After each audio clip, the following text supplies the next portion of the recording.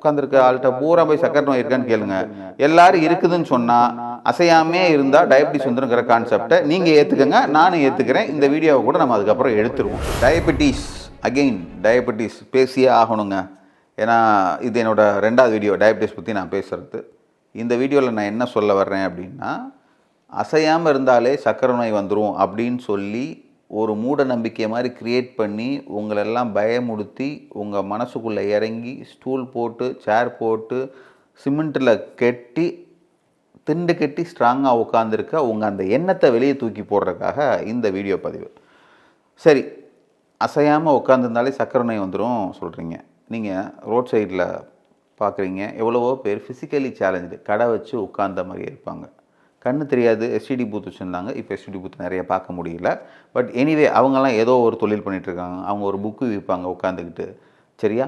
அல்லது ஒரு கால் சென்டரில் உட்காந்து பேசிக்கிட்டே இருக்காங்க. அதே மாதிரி 2 கை இல்லாதவங்க, 2 கால் இல்லாதவங்க வீல் சேரில் உட்காந்தே இருப்பாங்க, புக்ஸ் விற்றுட்டு இருக்காங்க. இவங்க எல்லாரையும் பார்க்குறீங்க. இந்த நகைச்சுவை, இந்த ஸ்டாண்டப் காமெடின்னு எல்லாம் சொல்லுவாங்க. நகைச்சுவை எங்கேயும் இல்லைங்க, நம்மளை சுற்றி பாருங்கள், எல்லா இடத்துலையும் நகைச்சுவை இருக்குது.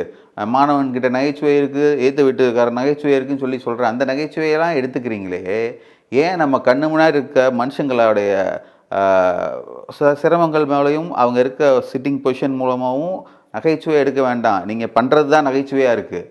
அவங்களெல்லாம் ஏன் பார்க்க மாட்டேறீங்க? சாப்பிட்டு உட்காந்தே இருந்தால் சக்கரை நோய் வந்துடும் சொல்கிறீங்க. ஒரு வீல் சேர்லேயே உட்காந்துருக்க ஒரு ஃபிசிக்கலி சேலஞ்சு ஒரு நபர் உட்காந்தே இருக்கார், அவருக்கு சக்கரை நோய் வந்துருச்சுன்னு போய் கேளுங்க.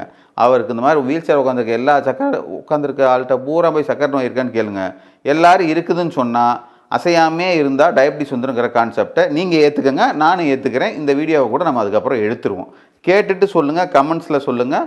அதுக்கப்புறம் நீங்கள் இப்போயாவது யோசிங்க, டயபிட்டிஸ் வர்றதுக்கு வேறு நிறைய காரணம் இருக்குது. அதை கண்டுபிடிக்காமல் இந்த மாதிரி நான் இப்போ 100 கிராம் அல்வா தின்னா 100 கிராம் சுகரு அப்படியே ஏறி போயிடும், நம்ம செத்து போயிடுவோம் அப்படின்னு நினைக்கிற பயத்தை விட்டு வெளியே வாங்க.